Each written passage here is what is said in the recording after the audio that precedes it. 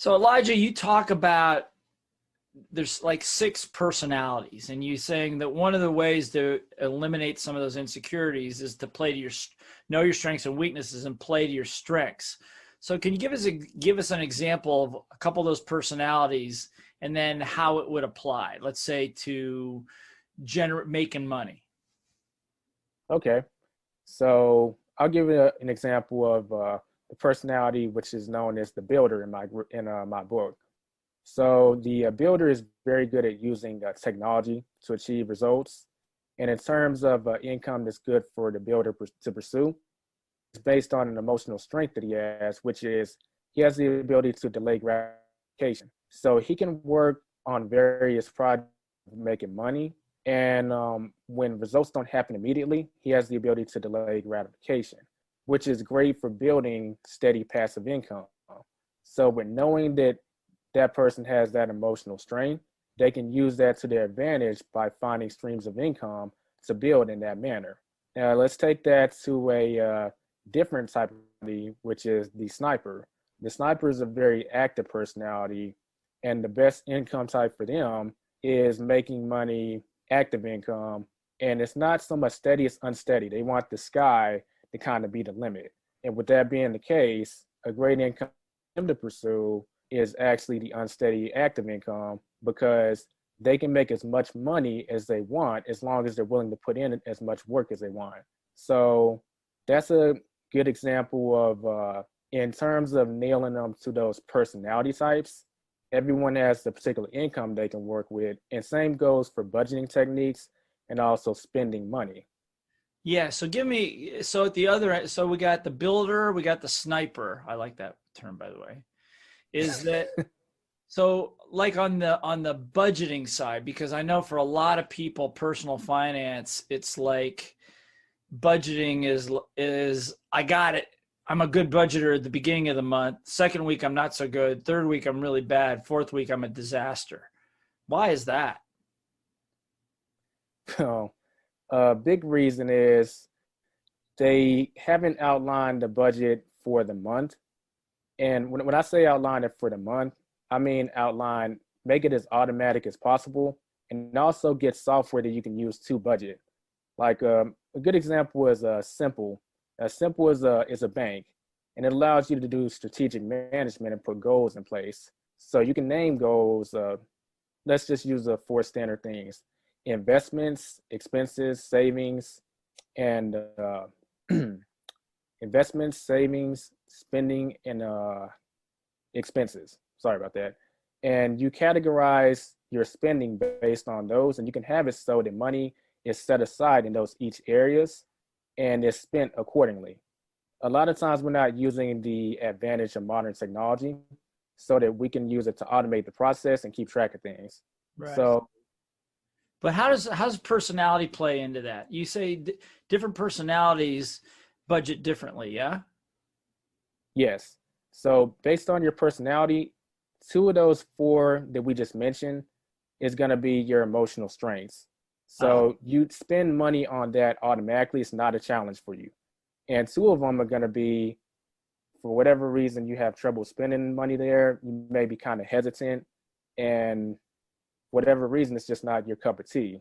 So with that being, I'll use myself for an example. So for the builder's strengths when it comes to budgeting is investments and savings.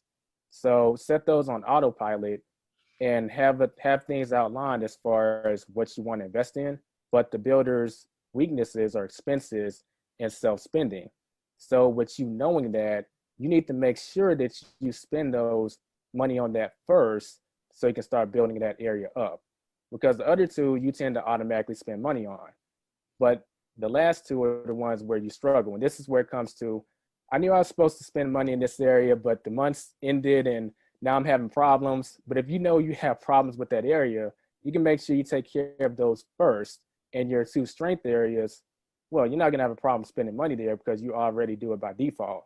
You feel right. strange if you don't spend money there. That's right. That's well, that makes sense. You know, you're just going to put off the ones that are uncomfortable for you until it's too late, and then your budget is empty. So I understand what you're saying. So, like I said, as you know, I wrote a book called Little Voice Mastery, how to, little voice between your ears, how to win the war between your ears. And I think that what you're talking about is really unique. And I think it's powerful because it's a combination of mastering your strengths and weaknesses, which is part of that little voice stuff. But it also sounds like, and unfortunately I haven't read the book yet, but some real practical things of here's what you should do. So if you're this, do this. If you're that, do that. Rather than leaving it up to the reader to kind of guess. Very practical ways to spend, to invest, to make money, and those kinds of things. Is that what the book's about? Definitely. It's a blueprint for financial success based on your personality. And there's not a guessing game. It lays out a method on how to identify that. Then from there, you can use this blueprint to achieve success in the financial areas. So let me ask you something. This is kind of off the cuff. We both agree that our education system just doesn't prepare us for this kind of stuff. So if you let's say you've got kids, or you've got, we have some young adults that have young family, or raising young families. What's your suggestion to them for their kids so that they don't have to go through the misery that some of us have had to go through? That's a good question. And as parents, there's definitely a responsibility to pass the buck on. With that being the case, one thing we can focus on, obviously, to have their schoolwork, but there's nothing wrong with having I'll say just a secondary curriculum, and it doesn't have to be so formal, but something really focusing on, based on my child's personality, I'm seeing this is the troubles they're having. So having an active dialogue about what they're feeling when it comes to money. Like a lot of times when we're in our teenage years, sometimes we actually end up having some experience with money. We end up getting a job. And just sitting down and actually talking to your child about, hey, what are you spending your money on? Just to get them in the habit of dialoguing about this. Yeah. And they're going to start to see that, oh, I spend money on this, I spend money on this. And then it kind of circles back to, okay, so you're exhibiting attributes of this personality, and these things here you're not really interested in spending money on. Not so much. Then you communicate the value of, hey, these areas you got to spend money on too. Otherwise, you're gonna fall behind in some way. Yeah. And once they can start really learning, and they can marry that to real life experience. That's awesome. That's really good advice. One of my friends is started a company called Colby Company, Kolbe, and she does an analysis of your strengths. And I want to ask you about this because her philosophy is that you don't have weaknesses. You just have relative strengths. So if you're weak in one area, like let's say you're not real detail oriented, chances are you can see the big picture pretty well. Okay. If you see the big picture well, maybe you're not detail oriented. So for everything that's perceived as a weakness, there's an opposing strength. And so I like what you said about as a parent talking to your kid about their strengths and their personalities, because then they don't feel bad. Like, well, I'm just not good at that, but here's what I'm good at. What do you think about that? It's just spot on. That's very true. Because we use the term weaknesses kind of as a form for communication.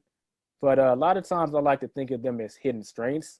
Because if you have a quote unquote weakness, but you're kind of forced to focus on it. Then before you know it, it's actually one of your assets, as opposed to your strengths oftentimes. Well, I kind of already have that down. With that being the case, do I really need to focus on it so heavily? That's kind of going against the point.